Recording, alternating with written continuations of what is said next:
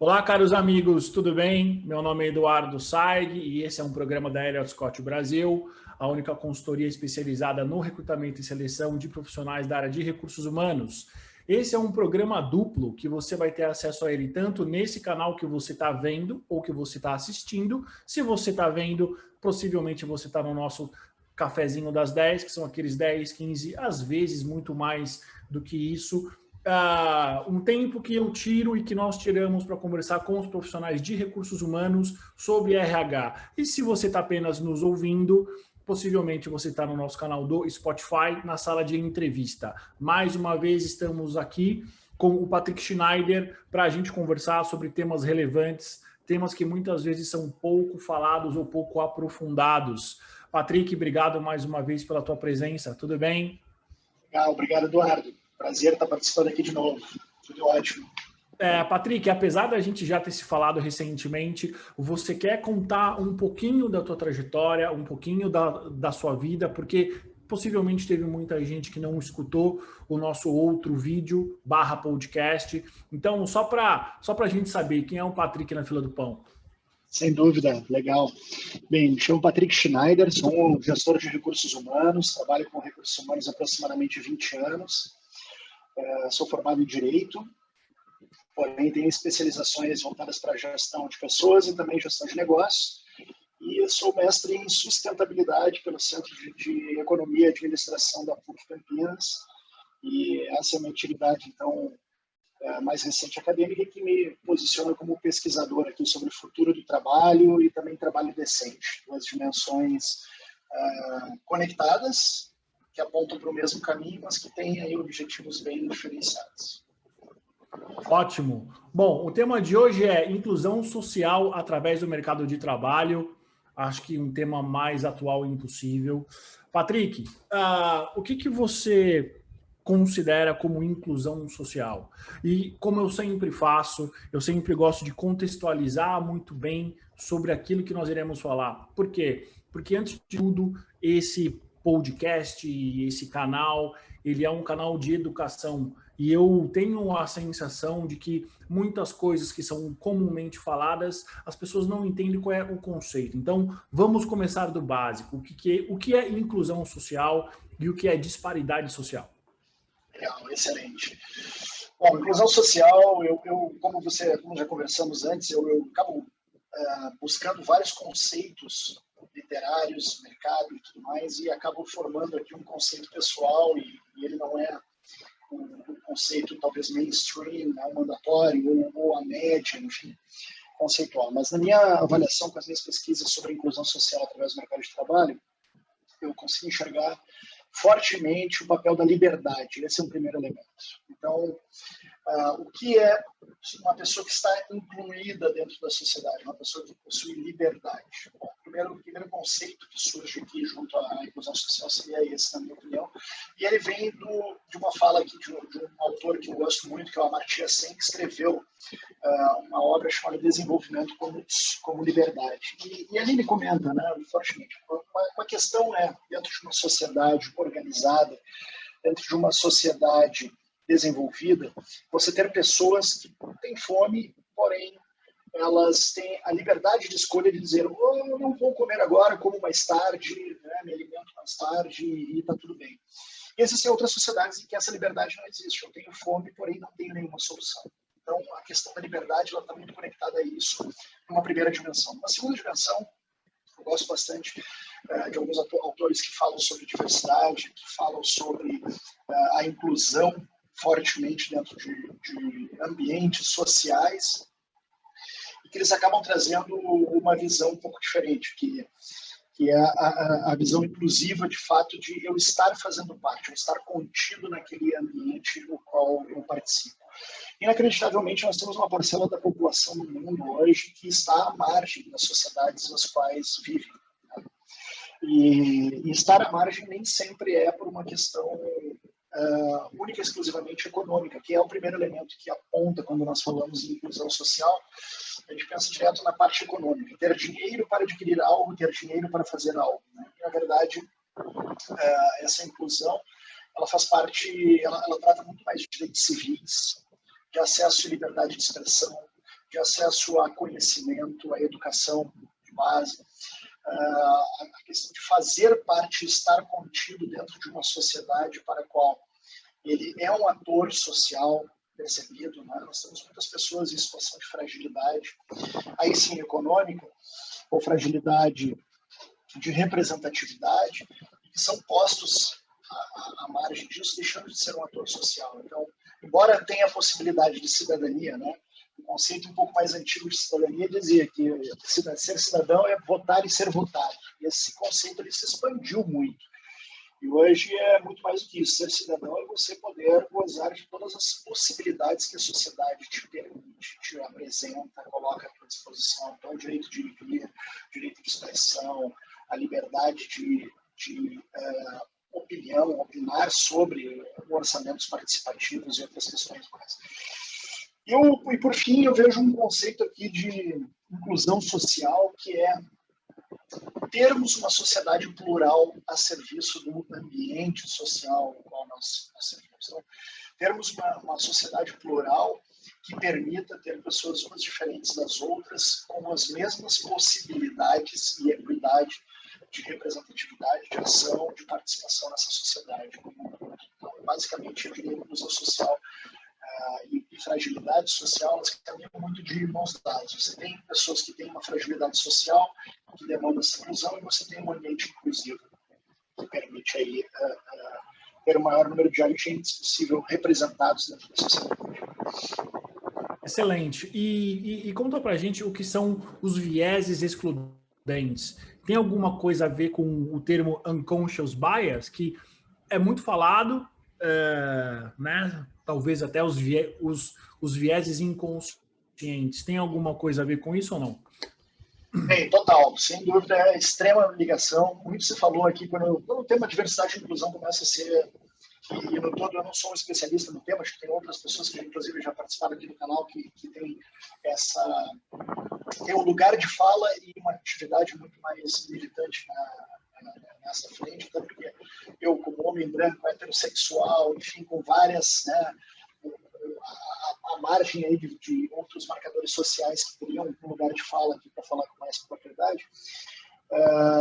Mas ainda assim, vendo a questão da diversidade, principalmente hoje muito amplamente explorada dentro do ambiente organizacional, o primeiro passo que se busca identificar, né, para setar a régua, setar a base de uma discussão de diversidade e inclusão é os viéses inconscientes.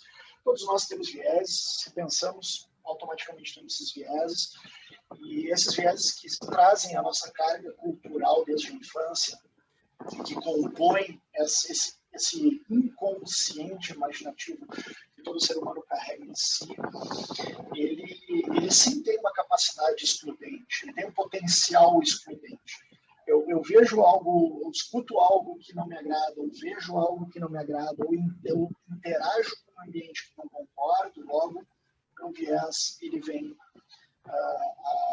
à tona, né? Esse viés inconsciente.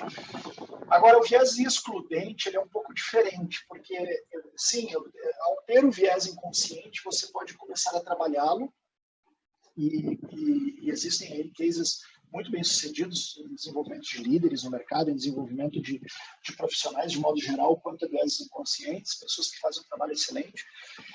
Mas pouco tem sido falado de viéses excludentes, que é ainda aquelas percepções de que, por exemplo, uma pessoa com deficiência, a qual, né, eu sou pesquisador, a inclusão social através do mercado de trabalho de pessoas com deficiência, uma pessoa com deficiência que é cadeirante não poderia trabalhar, não pode trabalhar como um profissional de venda externa ou de atividade externa. Não vai ter uma rampa adaptada, não vai ter os clientes que ele vai visitar, né, que ele iria visitar não são adaptados e tudo mais. Isso é um viés excludente. Então, antes de eu conversar com o cadeirante e perguntar se ele teria capacidade, teria condições de fazer isso, aquilo outro, eu vou lá e defino por ele que ele não teria essa capacidade. Os viéses excludentes, eles vêm para dentro da sociedade de longa data. Eu acho que a presença feminina na sociedade sofreu muito desses vieses, principalmente antes do reconhecimento e participação ativa na sociedade, de que a mulher tinha uma capacidade econômica, uma capacidade de representação e participação social mais elevada do que ela vinha participando até a década de 1950, por aí, no mundo, né, como um todo. E também a comunidade afro, sem dúvida nenhuma, a jornada dos direitos civis americanos mostra muito isso, né, a oportunidade de voto e tudo mais. Então, os vieses excludentes, eles colocaram esses agentes sociais à margem durante muito tempo. Esses são os standards muito robustos que eu trouxe aqui, né? O direito a voto do afrodescendente, a participação econômica e social da mulher na sociedade, mas nós temos outros um pouco menores que são orientados à promoção da exclusão e que são pouco debatidos. Então, há esses vieses que acabam pressupondo que a pessoa não teria a capacidade participativa ou de colaborativa em algo, são chamados vieses excludentes. O que é possível nós fazermos para diminuir esses vieses excludentes? É basicamente a mesma solução dos vieses inconscientes, ou seja, educação, né? Basicamente é isso, ou não? Ou, eventualmente, existem outras formas da gente diminuir? Eu acho que eles nunca vão ser extintos. Eu acho muito difícil isso acontecer, mas quais são as ferramentas que nós temos, as empresas têm? Acho que principalmente as empresas que são atores importantes em toda essa dinâmica, né? Quais são as ferramentas que as empresas têm para diminuir ou para erradicar os vieses excludentes? Excelente pergunta. Eu acho que essa é a grande fronteira que nós temos que transpor nos tempos atuais, né? Primeiro de tudo, sim, educação, eu acredito fortemente que a educação tem uma parcela, porém, eu vejo que no mercado ainda se coloca muita responsabilidade no processo educacional. E a educação ela tem uma carga limitada de poder de gerar atração, massa crítica e derrubar viés excludentes. A grande ferramenta, eu diria, o grande poder aqui trazido para dentro das organizações para derrubar viés excludentes é, sem dúvida nenhuma, pessoas que são representantes de marcadores sociais dentro das organizações, dentro dos centros de tomada de decisão, dentro dos centros de controle do futuro das empresas. Porque aí sim você não vai ter algo que foi ensinado em livro ou que foi falado através de uma ação de desenvolvimento. É assim alguém que carrega, né, que usa esse sapato e que carrega em si histórias importantes de exclusão, importantes de necessidade de inclusão social através do mercado de trabalho e que possa assim abrir portas, né? Eu, por mais que tenha 20 anos aí, quase 20 anos em recursos humanos, tenho gerenciado equipes femininas, sumariamente composta por mulheres, tenho trabalhado, né, com o público feminino há muito tempo, eu jamais vou saber quais são as dores de verdade de uma mulher. Jamais.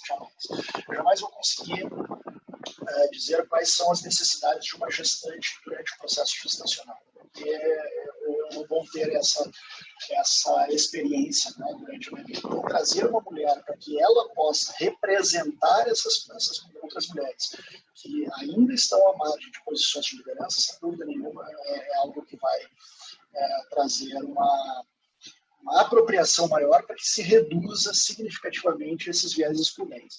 Eu vejo empresas que têm conseguido chegar muito próximo aí a erradicação, digamos assim, de viés excludentes em alguns marcadores sociais. E tem se tornado lugares seguros para algumas pessoas trabalharem, inclusive, como a comunidade LGBT. Então, algumas organizações elas abrem um espaço de segurança para que as pessoas possam ser elas mesmas, e que possam trazer as suas ideias, que potencialmente podem ser diametralmente opostas à população dominante, né? Masculina, heterossexual, enfim, que venha do mesmo grupo econômico, ou de uma mesma faixa econômica da sociedade, que tem estudado em escolas parecidas, enfim, porque é algo que acaba trazendo uma biografia cultural, uma bagagem cultural muito diferente. Eu vejo que as empresas que largaram na frente e levam a diversidade e inclusão realmente a sério e que trazem a inclusão ainda maior do que a diversidade, porque já existem no Brasil muitos ambientes diversos, mas muito pouco inclusivos, elas conseguem realmente ter vantagens competitivas, inclusive, no mercado. Né? Eu trabalho bastante com inovação nos últimos anos, inclusive sessões de ideação, muitas sessões de ideação e muitos processos através de design thinking. E quando me perguntam qual é o valor definitivo da diversidade para o processo de inovação, eu digo, cara, olha para essa mesa, olha as pessoas ao redor.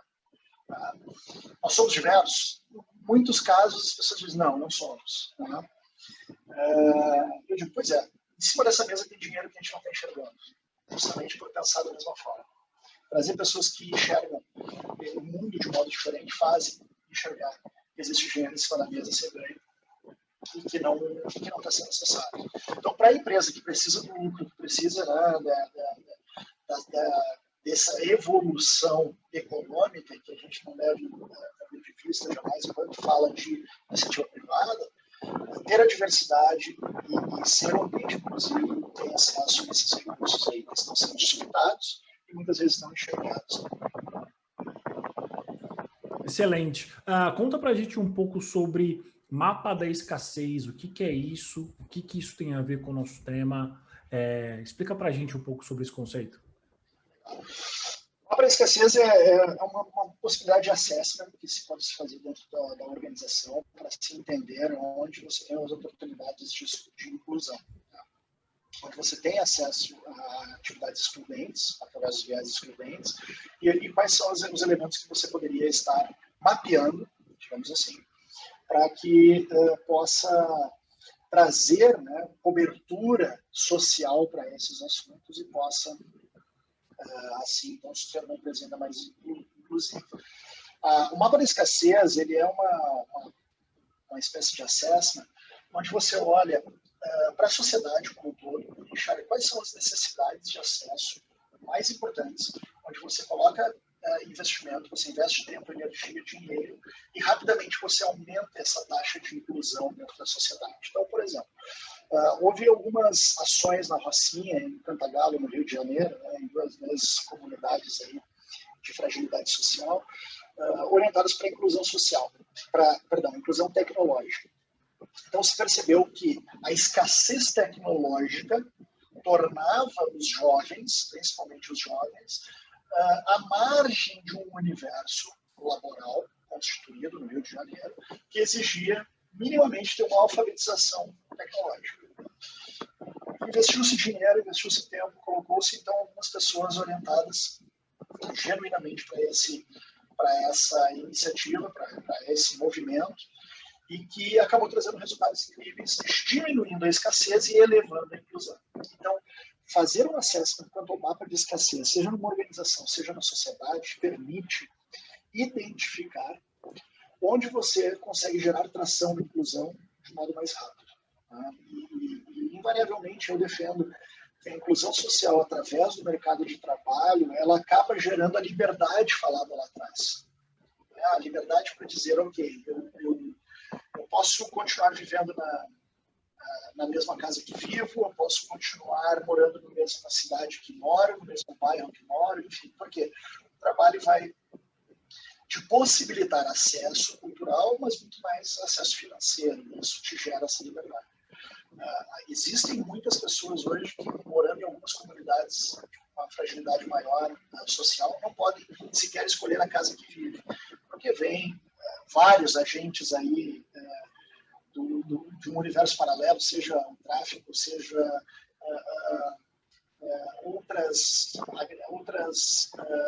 outros grupos, né, voltados aí à criminalidade ou até mesmo atividades controversas e que acabam excluindo as pessoas da sua própria casa. Eu acho que o exemplo mais forte disso, também no fim da minha resposta para você, é a questão dos refugiados.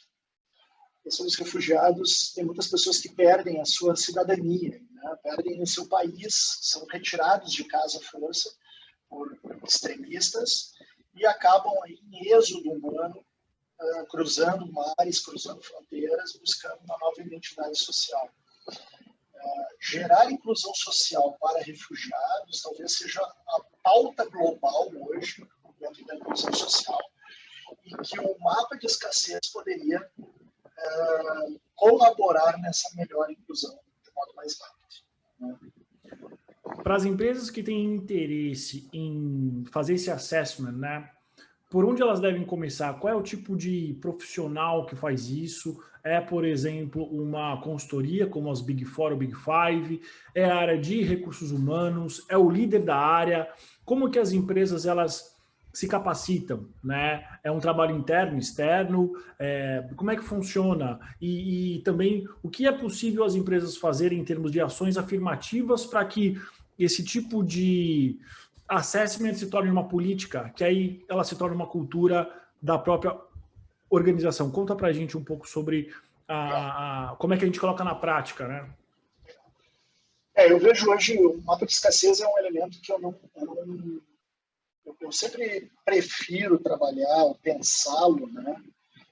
Trabalhar, então, mas mais pensá-lo à frente como algo que você precisa ter um agente externo, com um olhar, com lentes realmente cristalinas e que não tenha nenhum viés, aí sim, inconsciente, escrevendo tipo, nós sempre fomos assim, não, isso aqui talvez seja uma minoria, isso aqui é um caso pontual. E essas são frases que a gente deve cuidar no mapa de escassez, porque aquilo que parece para mim pontual pode ser a realidade de um grupo muito grande de pessoas, né, de atores sociais dentro da sociedade. Então, eu gosto sempre de trazer uma empresa, uma consultoria, eu penso que é o melhor modelo, que venha com essas lentes, então, muito apuradas e que tenha já essa experiência em realizá-lo.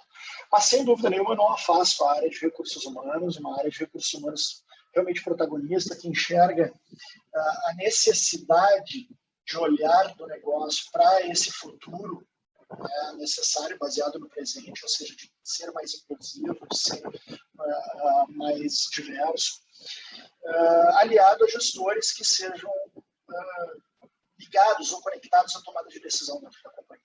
Por quê? Porque aí entra na segunda parte da sua pergunta. Ações afirmativas. No Brasil, nós temos um viés excludente e um viés inconsciente de que ação afirmativa é meramente cota. Porque nós temos aí, desde 1991, a Lei 8213, né, de 91, que estabeleceu o sistema de cotas para pessoas com deficiência no Brasil. E na verdade, ações afirmativas não se limitam somente a cota. Podem ser cotas também. O ex-ministro da Justiça, o Joaquim Barbosa, ele é um dos maiores estudiosos sobre ações afirmativas do Brasil, e ele tem uma obra riquíssima que fala sobre o tema, e ele coloca o cerne da ação afirmativa como sendo uma ação orientada a reparar vícios sociais ou problemas sociais ocasionados ao passado. Então, quando nós temos uma cota de pessoas para pessoas com deficiência no mercado de trabalho, isso é uma reparação, sem dúvida nenhuma, ao processo excludente. A pessoa com deficiência, a figura da pessoa com deficiência na Constituição Federal, ela entra em 1967 apenas. E ela entra em 1967 sob a figura do excepcional, que era um termo usado à época pelo jurista. Então, excepcionais eram pessoas com deficiência. E de lá para cá, foram se fazendo progressos e identificando que cada vez mais era necessária essa inclusão da pessoa com deficiência dentro da sociedade, inclusive dentro do universo laboral, que em 1988 ela entra de fato em dezenas de dispositivos, né, direta ou indiretamente, dispositivos constitucionais, e que a apoteose veio, então, em 1991, uma lei de cotas, onde muito se discutia na intenção de se fazer a promoção da inclusão social da pessoa com deficiência no mercado de trabalho, mas pouco se agia. A lei de cotas, esse ano, vai completar 30 anos. Em julho de 2021, serão 30 anos a lei de cotas. E se nós pararmos para pensar, e essa é a pergunta que eu faço para a maioria dos gestores quando falo do tema, né? Gestores de dentro de recursos humanos, de fora de recursos humanos, enfim. Se aos 30 anos nós disséssemos, ok, a pessoa com deficiência ela já está incluída no mundo do trabalho, vamos retirar a cota obrigatória. Será que as pessoas ainda assim permaneceriam dentro das organizações? Será que permaneciam no mesmo volume, no mesmo número de pessoas, embora nós ainda tenhamos um déficit muito grande a ser ocupado de posições de pessoas com deficiência dentro das organizações, ainda temos um déficit muito grande de ver pessoas com deficiência em posições de comando dentro das empresas. Então, a necessidade de se ter ações afirmativas se conecta muito mais a essa pergunta. Então, feito esse diagnóstico em parceria com um agente externo, mais público interno, né, realizando um diagnóstico apurado sobre esse mapa de escassez, aí eu posso pensar em ações afirmativas de reparação para essa escassez. Hoje é mainstream, é conhecido aí amplamente no mercado, que nós temos um gap de mulheres em posições de liderança, nós temos um gap de afrodescendentes em posições de comando. Porém, na base, quando você vai olhar, existem pessoas, existem empresas, claro, que estão muito melhores nesse conceito, que existem muito mais representatividade nessa base, e outras que não têm tanta representatividade, mas no todo se encontra na base, não se encontra no topo. E não é simplesmente populando embaixo que você vai fazer chegar ao topo. Então, como é que você faz esse ambiente de movimento? Talvez por ações afirmativas. Uma ação afirmativa seria, por que não fazer um talent planning voltado somente para mulheres, por exemplo, ou para pessoas negras? Por que não fazer um programa de trainee, como foi feito agora recentemente, no ano de 2020, voltado somente para um desses marcadores sociais? Por que não alavancar a comunidade LGBT dentro da organização em um processo de processo seletivo, com uma posição de liderança, onde tem essa representatividade? Quanto mais nós vemos representatividade desses marcadores sociais, mais rápido, mais acelerado passa o processo de inclusão. Porque ao ver, eu me identifico, e ao me identificar, eu me reconheço. Então, ter esse movimento, inclusive, ele é muito importante. Eu quero fazer aqui uma fala, aqui, um parênteses. Eu de novo, a minha frente não é diversidade e inclusão, né? Eu acho que diversidade e inclusão não se aprende nos livros ou em treinamento. Acho que diversidade e inclusão se vive, né? Eu me considero uma pessoa inclusiva e busco trabalhar os meus vieses e ser inclusivo cada vez mais. Sou um pesquisador há 12 anos na temática da pessoa com deficiência no mundo do trabalho, é verdade, falo de inclusão há muito tempo, mas é importante abrir espaços cada vez mais e cada vez maiores, espaços de fala, para representantes desses marcadores sociais. Então, eu me vejo como um gestor de recursos humanos que trabalha no backstage nesse tema e monto o palco para que essas pessoas possam ter representatividade, local de fala e presença dentro das organizações. Então, eu vejo mais ou menos uma trilha por aí. Excelente. Uma dúvida técnica, Patrick. Existe algum tipo de impedimento legal para ações específicas para esses recortes sociais? Por que eu te pergunto isso? Metade final do ano passado, o Magazine Luiza levantou essa bandeira super importante. Eu conheço as pessoas que fizeram desde a concepção desse programa de trainee voltado para as pessoas negras, e teve uma repercussão muito grande, né? Do tipo, poxa, isso é uma espécie de racismo ao contrário, ou esse tipo de fala, né? Existe algum tipo de lei que seja contrária a ações específicas para alguns marcadores sociais ou não? Ou a gente ainda não tem nenhum tipo de jurisdição específica sobre isso? Sim, legal. Hoje nós não temos nenhum tipo de representação, obviamente que existem já alguns marcadores como, por exemplo, racismo. Né? Racismo hoje é tipificado como crime no Brasil. Mas durante muito tempo foi crime no estado de São Paulo. Mas agora é reconhecido no Brasil como um todo e nós temos hoje a jornada aí da LGBTfobia, também tramitação, discussões e tudo mais, mas efetivamente pouca coisa acontecendo. De modo nenhum, onde você gera um local de equalização de privilégios, é assim que eu chamo, dificilmente você vai ter uma retaliação jurídica para isso. Okay? Justamente um discurso como esse, de racismo ao contrário, que é algo que, até onde eu conheço, não existe, né? Esse é um discurso tipicamente de viés excludentes.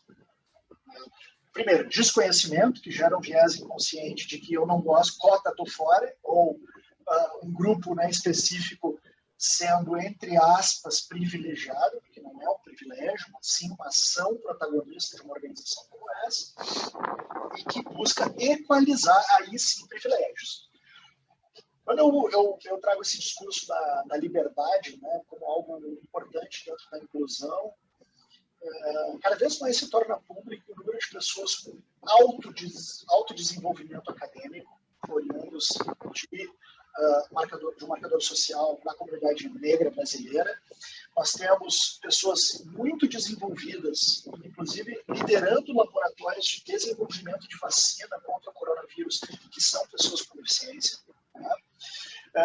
E nós temos, sem dúvida, há muito tempo também, muitas mulheres, e aí sim um número maior.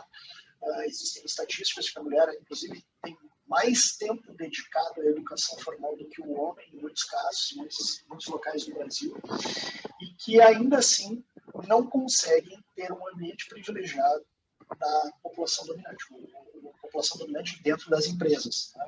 Na sociedade, a mulher é abundantemente maior, o número ele é superior, 50% da sociedade são mulheres, e eles vão se retransmitir dentro das organizações. Então, em absoluto, qualquer movimento de equalização de privilégios, ele não vai ferir absolutamente nada. Eu trago uma certa cautela, estudando tantos anos a lei de cotas, né, 12 anos aí, estudando academicamente a lei de cotas, em acadêmico. Eu trago sempre um cuidado para quando alguém se posiciona, e não raro se posiciona, eu sou radicalmente contra a cota. Eu sempre peço um pouco de cautela, porque eu pergunto, ok, quando foi na sua vida que você usou uma cota para acessar algo? E a pessoa diz, não, eu nunca precisei de cota e por isso que eu cresci. Não, calma lá, legal, parabéns, você chegou talvez aonde você almejava, mas existem pessoas que mesmo querendo, não têm a liberdade de possibilidade de acesso. Então, a cota, como é chamada popularmente, uma ação afirmativa, uma porção da ação afirmativa, ela vem justamente para equalizar esse privilégio, o qual eu, você e essa pessoa que havia mencionado nunca fez uso por uma questão de necessidade. Então, sem dúvida, a gente precisa ter muita cautela, a gente precisa entender mais as necessidades antes de ter ou não ter a cota, mas a necessidade de se ter uma ação afirmativa. E eu vejo que cada vez mais devem popularizar-se ações afirmativas dentro do ambiente privado brasileiro. No ambiente público, nós já temos aí ações afirmativas para universidades, concursos públicos, para acesso, inclusive, a alguns benefícios. Nós temos inúmeras ações afirmativas já na sociedade, que quem não faz parte do universo ativo, representativo, e que tem acesso direto a uma ação afirmativa como essa, desconhece. E aí, quando ouve falar de ações afirmativas, busca o seu viés de ter ouvido falar, ou ter lido, ou ter alguma coisa sobre uma cota universitária, por exemplo. Então, a gente precisa desmistificar, falar mais sobre isso e entender a importância. Sem dúvida nenhuma, existem pessoas que dependem para que possam ser incluídas de um movimento jurídico como esse, ou de um movimento protagonista de uma empresa, como a que você mencionou aí na ação de trainees. E aí, eu não sei nem se é uma pergunta, né? Ou se é só uma reflexão que eu compartilho com você. Por onde começa uma legislação específica sobre isso? Precisa ser uma ação civil, né? Alguma coisa parecida como... esqueci, quando alguém pega as assinaturas das pessoas. Sim, uma ação pública. Uma ação pública, né? Precisa ser algo assim, ou eventualmente a gente precisa pressionar o nosso Estado para que algo seja feito? Porque o que eu sempre penso, e eu tenho uma mente muito prática sobre as coisas, ok, temos uma situação que precisa ser evoluída. E como a gente evolui isso? Né? Como é que as partes interessadas, diretas e indiretas, elas realmente fazem acontecer? porque a partir do momento em que se torna algo maior, algo mais forte, eu entendo que quem se beneficia direta ou indiretamente da lei de cotas, por exemplo, e de todos os seus desdobramentos, é do interesse dessas pessoas, né? Então, deixa de ser uma luta pequena para ser uma luta maior. Eu vejo que, da mesma forma como nas empresas, o movimento na sociedade ele deve ser baseado na diversidade também. Então, agora mesmo nós tivemos as eleições municipais, e, de novo, nós estamos vendo homens brancos, heterossexuais, ingressos da classe média. Para movimento, existem muitos movimentos sociais hoje no Brasil. O Brasil é um país que, tradicionalmente, desde os final dos anos de 1970, 1980, começo dos 80, tem muitos movimentos sociais e é uma prática que trouxe evolução social para o país de um modo muito significativo. Mas hoje nós estamos vivendo talvez um momento de apoteose de movimentos sociais, porque as redes sociais têm conectado essas pessoas com um número muito grande, né, de outros agentes que se identificam com a causa, que se solidarizam com a causa ou que vivem a causa diretamente. Então essas redes de conexão, né, essas redes de trabalho em prol de uma causa, elas tomaram um corpo muito maior no Brasil do que em qualquer outro momento. Eu penso que no mundo isso está acontecendo de um modo significativo, mas falando necessariamente de Brasil. Como é que eu consigo tornar uma lei, como é que eu consigo criar uma lei ou tornar algo que seja acessível para a população de norte a sul do Brasil, e como eu consigo trazer essa lei que venha gerar inclusão social? Somente através da representatividade desses marcadores sociais também nas casas legislativas, sejam elas municipais, estaduais, sejam elas em âmbito federal, né? Então, nós tivemos um número grande de candidatas mulheres nessa eleição, foi um marco aí histórico nas eleições municipais, porém, tivemos ainda uma baixa receptividade por parte do eleitorado, digamos assim, ou seja, tivemos um número maior, em algumas capitais mais, em outras menos, né? Tem aí a Prefeitura de Recife, que vai a público e diz metade das pastas de secretaria serão ocupadas por mulheres, e ele, de novo, homem branco, dominante, enfim, mas que teve esse olhar empático. Então, é uma prefeitura apenas que fez esse movimento. Então, baseado no movimento empático de uma pessoa, olha o impacto que gerou para aquela sociedade, para aquela comunidade. Então, nós precisamos levar isso em larga escala. Nós temos que sair do varejo, nós temos que ir para o atacado nesse tipo de situação. E para ir no atacado, nada melhor do que você fazer um movimento grandioso, massa, tá? De você ter prefeitas, governadoras, tá? Pessoas lá nas casas legislativas, candidatas à presidência do país. Então, colocar pessoas, sejam elas homens ou mulheres, negros, também como candidatos dentro dessas casas de centro de poder, levar pessoas com deficiência, pessoas da comunidade LGBT. Então, ter essa representatividade nesse local de fala, a importância disso é justamente para acelerar esse processo de visão. Então, sem a diversidade, sem a pluralidade de olhares, sem essa percepção de quem usa o sapato de fato, eu vejo que vai ser um processo continuamente lento. Um pouco mais célere do que no passado, em termos de discussão, de representatividade, de visibilidade, porém, ainda pouco efetivo. Como 30 anos da lei de cotas em 2021, se tirarmos a cota, ele tem dificuldade de acreditar que as pessoas não perderiam seus empregos. Infelizmente, eu tenho que concordar com você, né? Existe algum tipo de... Vamos pensar aqui num cenário futuro positivo, né? Você acredita que exista, por exemplo, alguma medida de tempo para que a gente tenha uma realidade efetiva alterada? Por exemplo, 100 anos, 200 anos, 20 anos? Existe esse tipo de estimativa ou não? Vai ser... A gente vai vendo conforme vai acontecendo.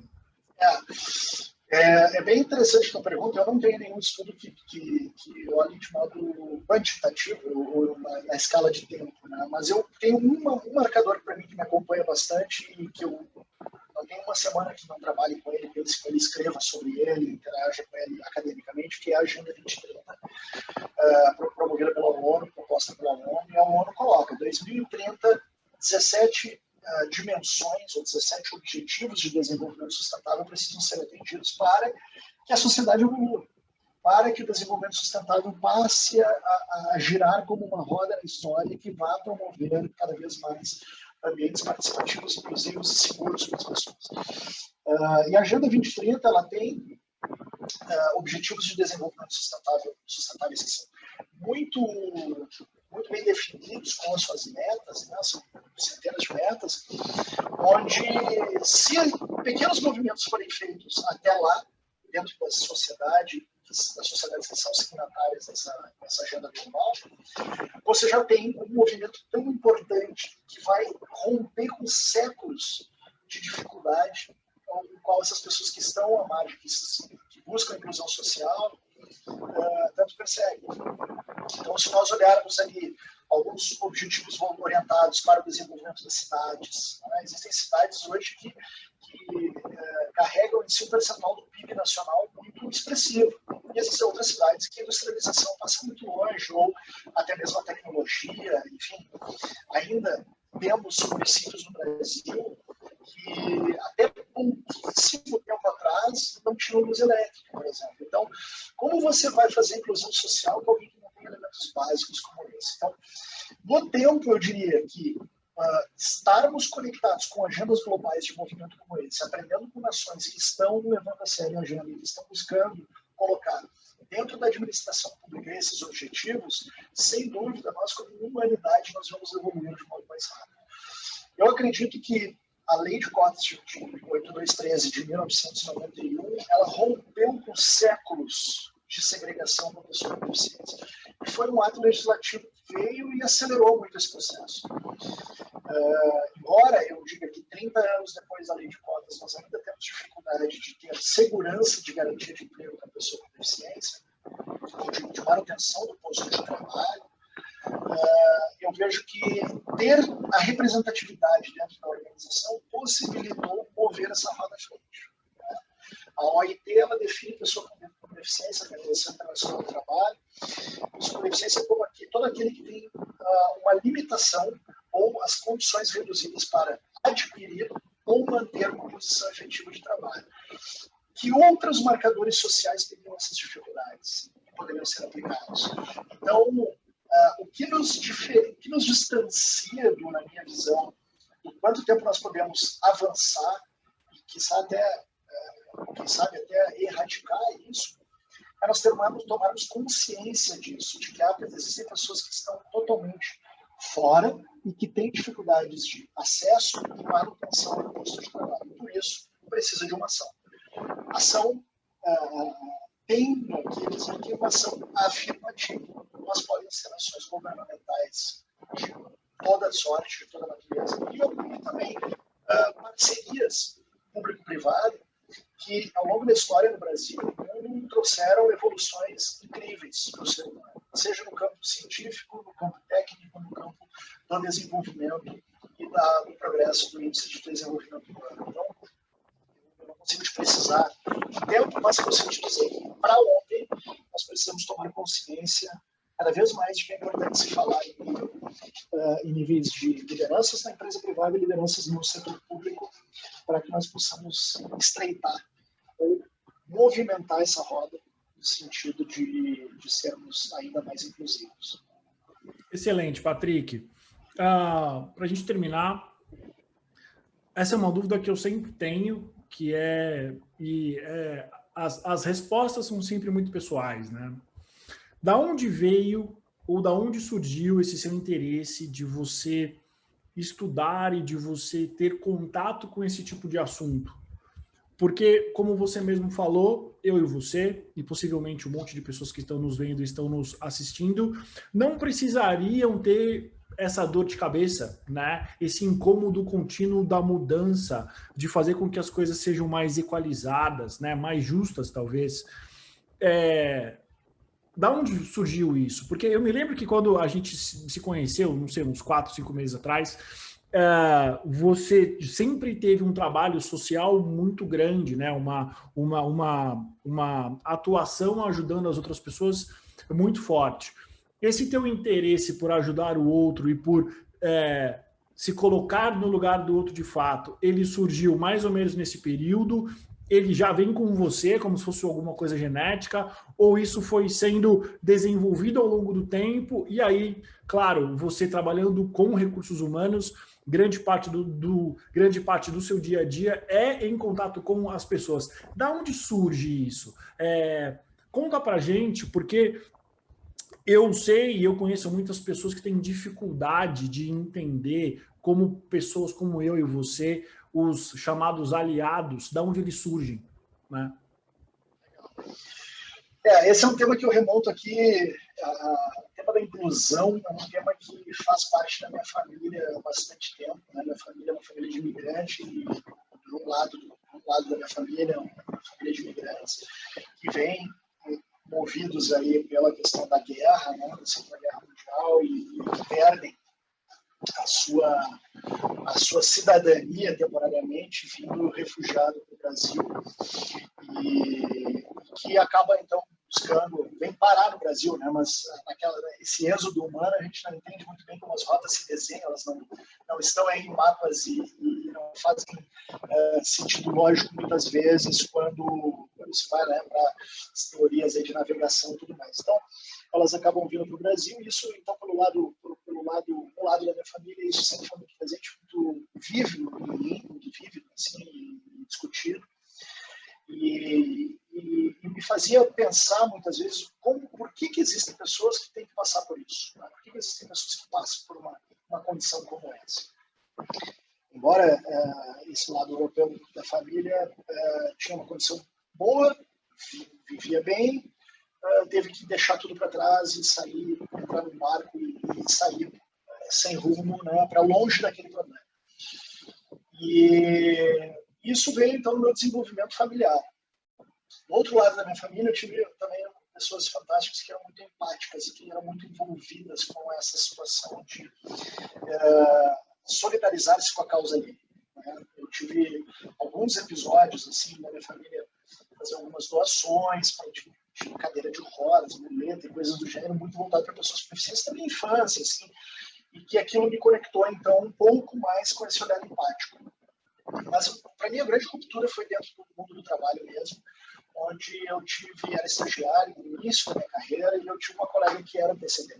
Era uma deficiente auditiva, uma colega que tinha deficiência auditiva, e que me ensinou muito mesmo. Assim, até acho que a minha mudança da área jurídica para a área de recursos humanos, há quase 20 anos atrás, ela se deu muito motivada por essa pessoa.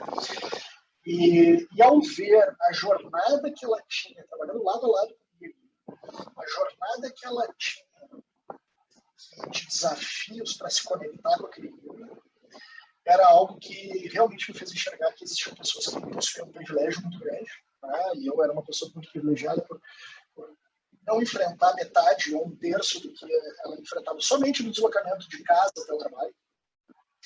E que, sem dúvida nenhuma, essas pessoas precisavam ter um espaço de fala, um local de fala maior. Eu, ao longo da minha trajetória, da minha vida, o voluntariado ele sempre esteve muito presente, mas chegou um momento que eu disse que, olha, ser voluntário já não é mais suficiente. Então eu preciso levar para outras pessoas o entendimento do que é você não ter esses privilégios. E aí comecei, então, a minha jornada acadêmica, 12 anos, pesquisando e escrevendo. Então, hoje eu tenho alguns artigos publicados já em revistas científicas em nível nacional, revistas de referência, e que discutem, sem dúvida, a temática da pessoa com deficiência, discutem a pessoa com deficiência no ambiente de trabalho, dentro da sociedade, e que toda vez que confrontado, né, o porquê pessoas com deficiência, me perguntam se eu tenho alguma deficiência, eu digo, eu tenho várias, né, assim como todos os seres, todos os agentes sociais. e que se não tivermos algo aparente, como algumas pessoas possuem dentro do ambiente social, não estamos livres de um dia não termos algo aparente também. Seja por um acidente automotivo, seja por uma comorbidade. A Organização Mundial da Saúde, ela define, ela institui que todas as pessoas, seja pela velhice, por alguma comorbidade ou por algum fator acidentário, terão uma deficiência ao longo da vida.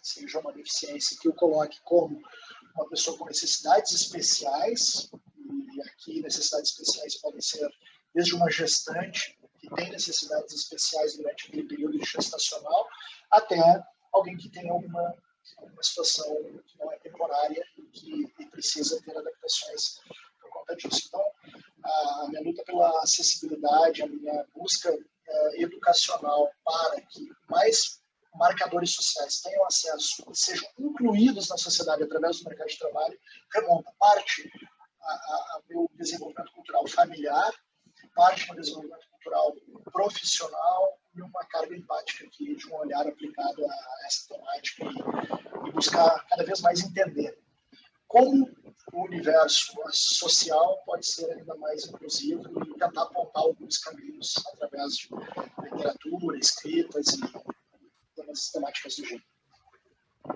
Bastante interessante isso que você trouxe sobre esse ponto de que em algum momento da vida todo mundo vai ter ou já tem alguma necessidade especial, né? Então, de uma maneira muito pragmática e muito utilitária, que é como eu penso na maioria das vezes, nós que não temos, né, que não temos esses recortes sociais, na verdade estamos lutando para uma possibilidade, para uma necessidade nossa futura, né? Exato, exatamente. Teve um evento assim, muito ligado à diversidade e inclusão que eu trago isso dentro das organizações, né? Ainda quando algum gestor ou encontra alguém num evento, enfim, que diz, olha, agora essa moda da diversidade e inclusão, né? Ou eu já ouvi falar já também uma outra fala um pouco mais efusiva de o homem branco saiu de moda, coisa do gênero. E existe um recorte no futebol que foi muito falado, né, muito discutido, onde um treinador de futebol muito conhecido no Brasil, os treinadores de futebol têm uma forma, né, uma carreira de se tornar longeva, tornar longínqua uma carreira profissional dentro do esporte. Ele foi confrontado pela imprensa do porquê ele estava sendo desligado em menos de 2 ou 3 meses, pela 4ª ou 5ª vez dentro do ano, ou 3ª ou 4ª vez dentro do ano. E ele comentou que não sabia, mas que ia buscar entender e tal, mas que ele entendia, que ele achava que era por conta da idade. E aí aquilo gerou um pequeno buzz, né, na época, assim, e ele depois escreveu uma carta, um documento aberto, onde ele dizia, olha, se você teve a sorte de nascer branco, homem, heterossexual, né, que tem a sorte de ter nascido dentro de você nunca precisou dormir com a preocupação do que iria comer no outro dia, ou levantar pela manhã com a preocupação se você está vivo ou não, porque passou a noite, né, na rua ou coisa do gênero. Se você se acha sortudo porque você não tem nenhuma deficiência aparente ou limitante para os normais atos da vida, prepare-se, um dia você vai ficar velho. E essa é uma verdade muito grande, porque há um marcador social, idade, e que também exclui as pessoas do mercado de trabalho, e que precisa ser falado cada vez mais. Obviamente, ele não é algo tão majoritário como a exclusão de todos os outros marcadores que nós falamos. Ele acontece, ele existe, mas hoje existe uma alternativa para alguns, como a aposentadoria, existe outras alternativas como empreender, fazer outras coisas, e que ainda assim coloca numa condição de liberdade. Mas também, essa questão da idade é um elemento que se tivermos uma vida longínqua e saudável, todos nós teremos uma idade mais avançada, e aí assim, precisamos falar de inclusão, porque nesse momento talvez seja tarde demais para se pensar em incluir pessoas nas mais diversas modalidades ou possibilidades, características pessoais que essas possuem dentro da sociedade. Sobre esse recorte social, né, sobre esse marcador social, eu posso falar com muita propriedade, porque ele existe e ele existe numa potência ainda muito alta, né? Eu, como sou recrutador profissional, sou contratado por uma empresa para achar um determinado tipo de perfil profissional, né? Existe muito isso, né? Existem maneiras veladas do meu cliente falar para mim que ele não deseja, e existem maneiras mais claras, do tipo, eu não quero fulano ou ciclano ou um candidato a partir de tal idade. Porque eu acredito que ele não vai se adaptar dentro da nossa cultura, né? Então, esse é um marcador, é um viés que eu acho muito potente, muito forte, que ele é reconhecido e ele é muito pouco falado, né? Eu acho que existe um combate sobre todos os outros recortes, mas quando a gente entra nesse viés, é um terreno minado. Pouco se fala e menos ainda se faz, né? Então, e pelo que você trouxe, que é um raciocínio lógico, se tudo der certo, todo mundo fica velho, né? Exatamente, exatamente. Todo mundo vai ter uma idade mais elevada e vai precisar participar dessa sociedade. Sem dúvida nenhuma vai precisar participar dessa sociedade e vai desejar ser incluído, né? Vai desejar estar conjugando toda a sua potência e o seu conhecimento, então, a serviço de uma causa, seja ela remunerada ou não. E ser reconhecido, né, dentro da sociedade. A invisibilidade social, que é um tema que a gente não falou aqui, mas que ele está ligado a isso, ele talvez seja hoje, dentro dos viés excludentes, a maior força para se tirar um agente social de dentro da sociedade. Eu simplesmente não enxergo essas pessoas no mercado. Eu não consigo enxergar, valendo-se da tua fala, eu não consigo enxergar que esse candidato aqui ele vai colaborar porque já tem muito vício. Bom, mas ele tem conhecimento. Mas ele tem muito... ele já está cansado, ele já correu demais na pista. Então, são viés excludentes que acabam deixando de lado profissionais incríveis. Eu sei que a gente está estourado no tempo, eu queria fazer um comentário sobre isso. Em 2010, durante o apagão de talentos, devido ao Brasil, talvez o mais recente, ou o mais abrangente, eu lembro que ser um trainee, o trainee foi colocado no pedestal de salvação das organizações, evolução das organizações e tudo mais. E aí, com isso, se preteriam profissionais da geração X ou da geração Baby Boomers, principalmente.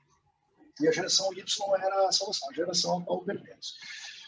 E eu lembro que, assim, na primeira curva, muitos da geração Y que falavam 2 idiomas fluentes, tinham formações de ponta, voaram pelo para-brisa do carro. Na primeira crise, muito fortemente, muitos que estavam na área financeira, aquelas transações de dólar futuro e tudo mais, e que voaram pelo para-brisa.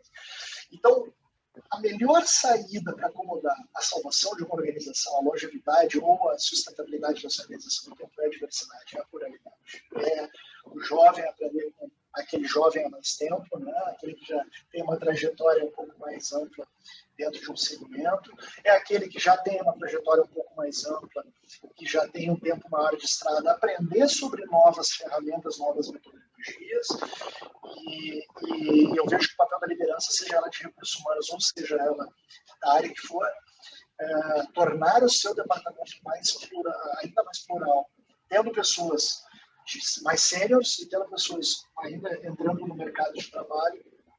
É uma conjugação virtuosa que traz a sustentabilidade ao fim e ao cabo das empresas. Excelente, Patrick. Mais uma vez, foi um prazer muito grande trocar essas ideias com você. Teve alguma coisa sobre tudo isso que nós falamos que você gostaria de falar que eu não te perguntei? Não, tranquilo. Acho que foi um bate-papo super agradável. Eu agradeço muito aqui a convite uma vez mais. Eu gosto muito de conversar contigo aqui, expor essas ideias e a gente trocar aqui e tornar plural, né? Eu digo que que cada vez que a gente tem um espaço como esse, é a nossa possibilidade de dividir para multiplicar. Então, essa é a equação que eu acredito. Eu deixo aqui como uma fala final o meu agradecimento a você, o convite a todo mundo que está nos ouvindo, nos escutando, a participar ou me encontrar aí via redes sociais. Eu estou super aberto para conversar com todos e todas e trazer aqui um pouco mais disso que nós falamos, né? Hoje no LinkedIn você me encontra como Patrick Schneider ou na hashtag o Eterno Padawan, que é como eu me considero, um eterno aprendiz aqui sobre a temática do desenvolvimento humano, ou ainda no Instagram, @schneider.hr. Lá você acaba me encontrando. Instagram, estou entrando agora mais com esse entendimento da geração de conteúdo por lá. Minha rede social principal é o LinkedIn, mas vocês também conseguem me encontrar por lá, nesses dois canais. Muito obrigado. Pode ficar super tranquilo, Patrick, que eu vou colocar todos esses dados nos cards aqui em cima, aqui embaixo. Então, quem quiser achar você, vai achar. Bom, para você que está nos vendo, para você que está nos ouvindo, esse foi mais um conteúdo, tanto do nosso canal Cafezinho das 10, quanto na sala de entrevista. Até o próximo e teremos muito mais de Patrick Schneider. Um abraço. Obrigado, doutor.